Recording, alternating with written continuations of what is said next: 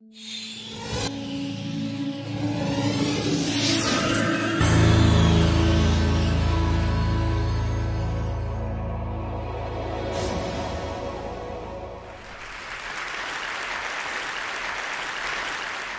I want to start by offering you a free, no-tech life hack.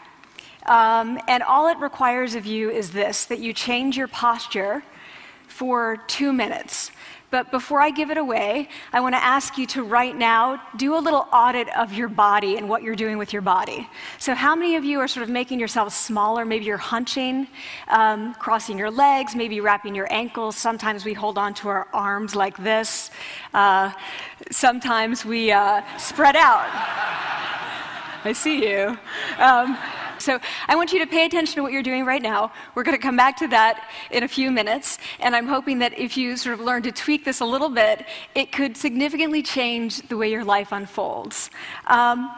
So we're really fascinated with body language, and we're particularly interested in other people's body language. You know, we're interested in, like, you know,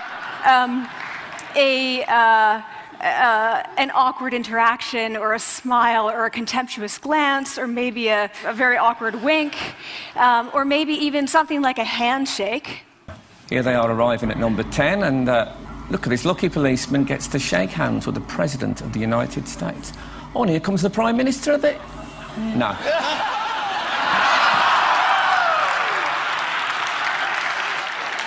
So a handshake, or the lack of a handshake, can have us talking for weeks and weeks and weeks, even the BBC and the New York Times. So obviously, when we think about nonverbal behavior or body language, but we call it nonverbals as social scientists, it's language. So we think about communication.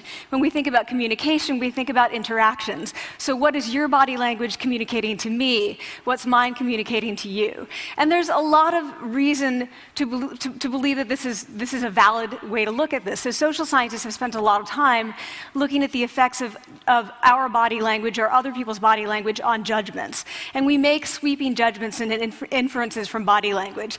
And those judgments can predict really meaningful life outcomes, like who we hire or promote, who we ask out on a date. For example, Nalini Ambady, a researcher at Tufts University, shows that when people watch 30-second soundless clips of real physician-patient interactions, their judgments of the physician's niceness predict whether or not that physician will be sued.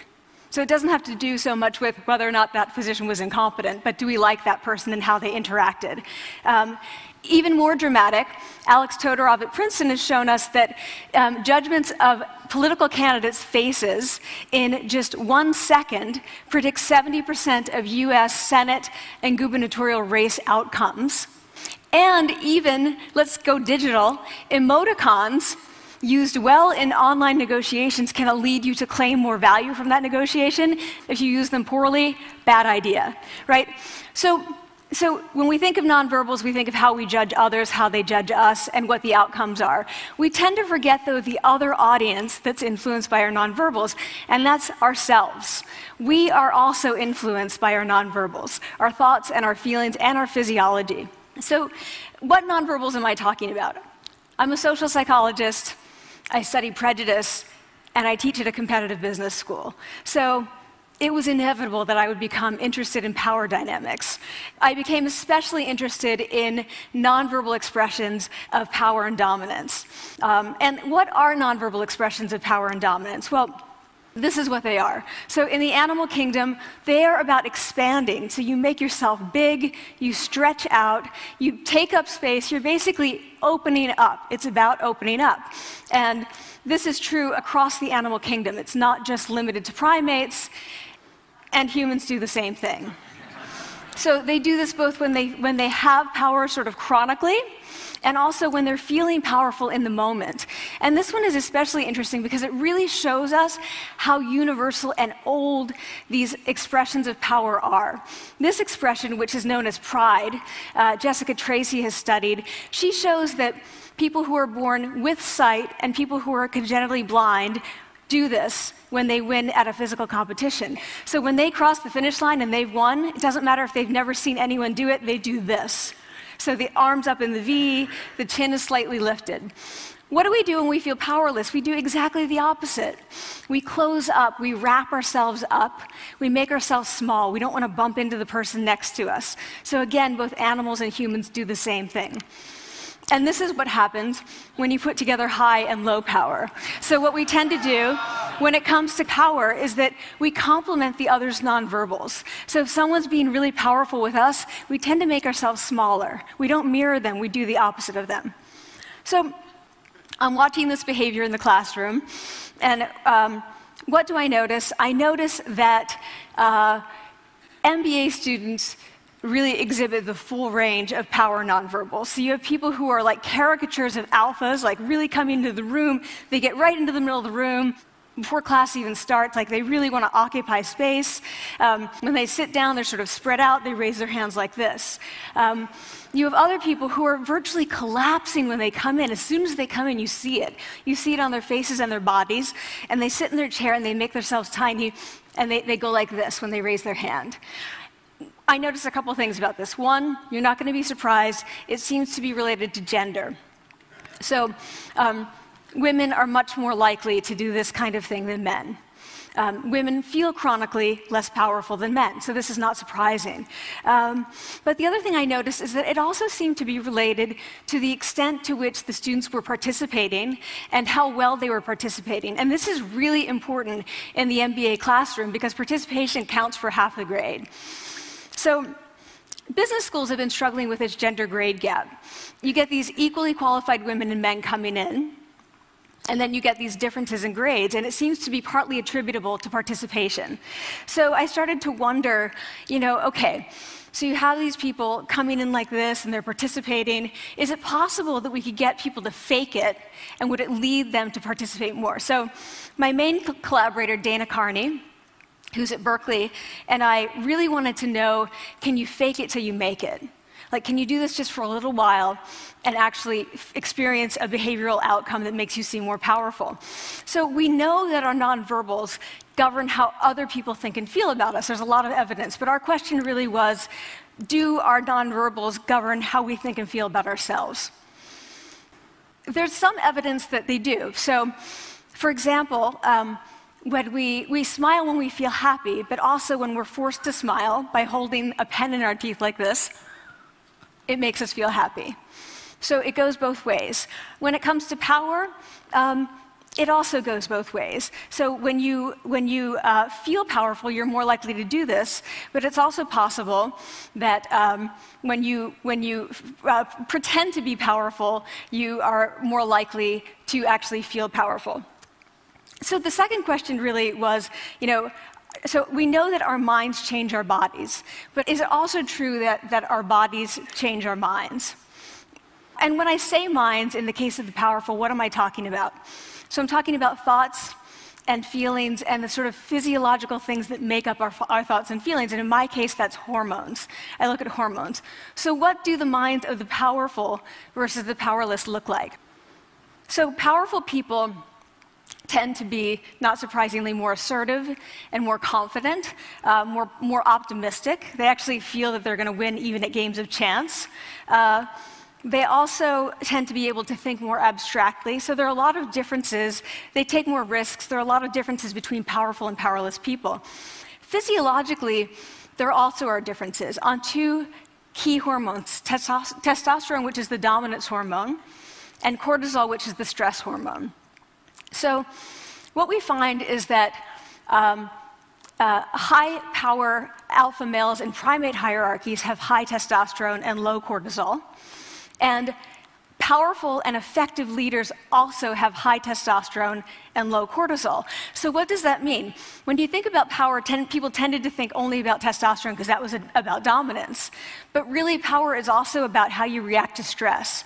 So do you want the high-power leader that's dominant, high on testosterone, but really stress reactive? Probably not, right? You want the person who's powerful and assertive and dominant, but not very stress reactive, the person who's laid back.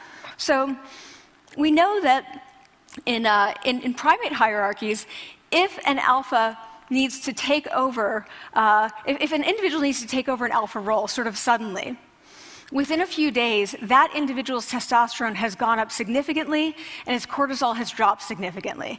So we have this evidence, both that the body can shape the mind, at least at the facial level, and also that role changes can shape the mind. So what happens, okay, you take a role change, what happens if you do that at a really minimal level, like this tiny manipulation, this tiny intervention? For 2 minutes you say, I want you to stand like this, and it's going to make you feel more powerful.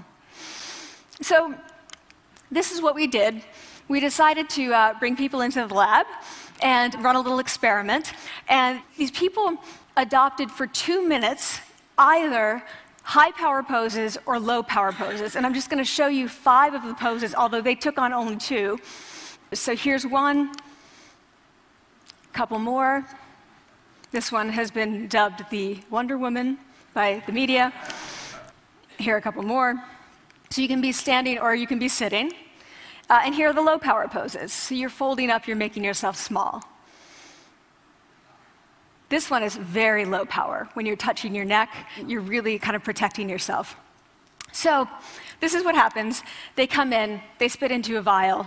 We, for 2 minutes, say, you need to do this or this. They don't look at pictures of the poses. We don't want to prime them with the concept of power. We want them to be feeling power, right? So 2 minutes they do this. We then ask them, how powerful do you feel on a series of items? And then we give them an opportunity to gamble. And then we take another saliva sample. That's it. That's the whole experiment. So this is what we find. Risk tolerance, which is the gambling. What we find is that when you're in the high power pose condition, 86% of you will gamble. When you're in the low power pose condition, only 60%. And that's a pretty whopping significant difference. Here's what we find on testosterone. From their baseline when they come in, high power people experience about a 20% increase. And low power people experience about a 10% decrease. So again, 2 minutes and you get these changes. Here's what you get on cortisol. High power people experience about a 25% decrease, and the low power people experience about a 15% increase. So 2 minutes lead to these hormonal changes that configure your brain to basically be either assertive, confident, and comfortable, or really stress reactive, and feeling sort of shut down. And we've all had that feeling, right? So it seems that our nonverbals do govern how we think and feel about ourselves. So it's not just others, but it's also ourselves. Also, our bodies change our minds. But the next question, of course, is, can power posing for a few minutes really change your life in meaningful ways? So this is in the lab, it's this little task, it's just a couple of minutes. Where can you actually apply this, which we cared about, of course. And so we think it's really what matters, where you want to use this is evaluative situations, like social threat situations. Where are you being evaluated? Either by your friends, like for teenagers, is it at the lunchroom table? It could be, for some people, it's speaking at a school board meeting. It might be giving a pitch, or giving a talk like this, or doing a job interview. We decided that the one that most people could relate to, because most people had been through, was the job interview. So we published these findings, and the media are all over it, and they say, okay, so this is what you do when you go in for the job interview, right? So we were, of course, horrified and said, oh my God, no, that's not what we meant at all, for numerous reasons. No, don't do that. Again, this is not about you talking to other people, it's you talking to yourself. What do you do before you go into a job interview? You do this. Right? You're sitting down, you're looking at your iPhone or your Android, not trying to leave anyone out. You're looking at your notes, you're hunching up, making yourself small, when really what you should be doing maybe is this, like in the bathroom, right? Do that, find 2 minutes. So that's what we want to test, okay? So we bring people into a lab, and they do either high or low power poses again. They go through a very stressful job interview. It's 5 minutes long. They are being recorded, they're being judged also, and the judges are trained to give no nonverbal feedback. So they look like this. Like, imagine this is the person interviewing you. So for 5 minutes, nothing. And this is worse than being heckled. People hate this. It's what Marianne LaFrance calls standing in social quicksand. So this really spikes your cortisol. So this is the job interview we put them through, because we really wanted to see what happened. We then have these coders look at these tapes, 4 of them. They're blind to the hypothesis, they're blind to the conditions. They have no idea who's been posing in what pose. And they end up looking at these sets of tapes and they say, oh, we want to hire these people, all the high power posers. We don't want to hire these people. We also evaluate these people much more positively overall. But what's driving it? It's not about the content of the speech. It's about the presence that they're bringing to the speech. We also, because we rate them on all these variables related to sort of competence, like how well structured is the speech? How good is it? What are their qualifications? No effect on those things. This is what's affected. These kinds of things. People are bringing their true selves, basically. They're bringing themselves. They bring their ideas, but as themselves, with no, residue over them. So this is what's driving the effect or mediating the effect. So when I tell people about this, that our bodies change our minds and our minds can change our behavior and our behavior can change our outcomes, they say to me, it feels fake, right? So I said fake it till you make it. Like, it's not me. Like, I don't want to get there and then still feel like a fraud. I don't want to feel like an imposter. I don't want to get there only to feel like I'm not supposed to be here. And that really resonated with me because I want to tell you a little story about being an imposter and feeling like I'm not supposed to be here. When I was 19, I was in a really bad car accident. I was thrown out of a car, rolled several times. I was thrown from the car, and I woke up in a head injury rehab ward, and I had been withdrawn from college, and I learned that my IQ had dropped by 2 standard deviations, which was very traumatic. I knew my IQ because I had identified with being smart, and I had been called gifted as a child. So I'm taken out of college. I keep trying to go back. They say, you're not going to finish college. Like, just, there are other things for you to do, but that's not going to work out for you. So I really struggled with this. And I have to say, having your identity taken from you, your core identity, and for me it was being smart, having that taken from you, there's nothing that leaves you feeling more powerless than that. So I felt entirely powerless. I worked and worked and worked, and I got lucky and worked and got lucky and worked. Eventually, I graduated from college. It took me 4 years longer than my peers.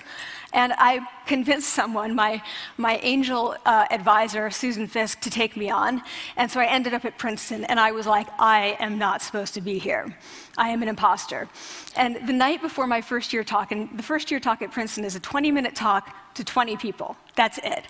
I was so afraid of being found out the next day that I called her and said, I'm quitting.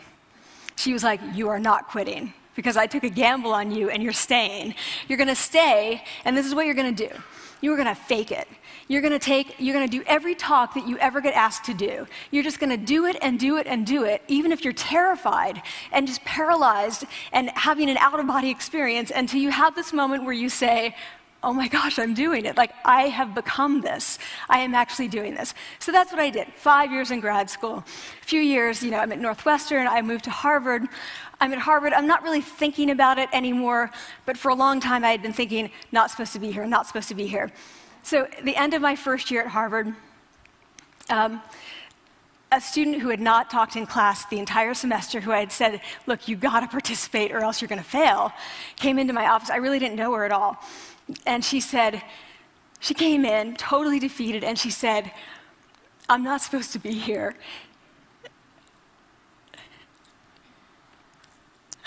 And that was the moment for me, because 2 things happened. One was that I realized, oh my gosh, I don't feel like that anymore. I don't feel that anymore, but she does, and I get that feeling. And the second was, she is supposed to be here. Like, she can fake it, she can become it. So he's like, yes, you are. You are supposed to be here, and tomorrow you're going to fake it, you're going to make yourself powerful, and, you're going to...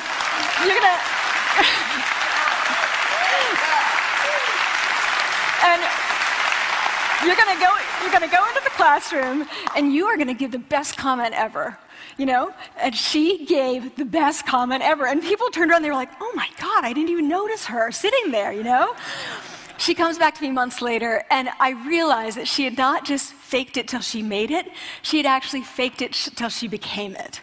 So she had changed. And so I want to say to you, don't fake it till you make it. Fake it till you become it.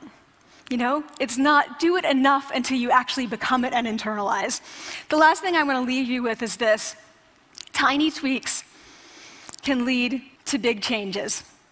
So this is 2 minutes. 2 minutes, 2 minutes, 2 minutes. Before you go into the next stressful evaluative situation, for 2 minutes, try doing this in the elevator, in a bathroom stall, at your desk behind closed doors. That's what you want to do. Configure your brain to cope the best in that situation. Get your testosterone up, get your cortisol down. Don't leave that situation feeling like, oh, I didn't show them who I am. Leave that situation feeling like, oh, I really feel like I got to say who I am and show who I am. So I want to ask you first, both to try power posing, and also I want to ask you to share this science, because this is simple. I don't have ego involved in this. Give it away. Share it with people, because the people who can use it the most are the ones with no resources and no technology and no status and no power. Give it to them, because they can do it in private. They need their bodies, privacy, and 2 minutes, and it can significantly change the outcomes of their life. Thank you.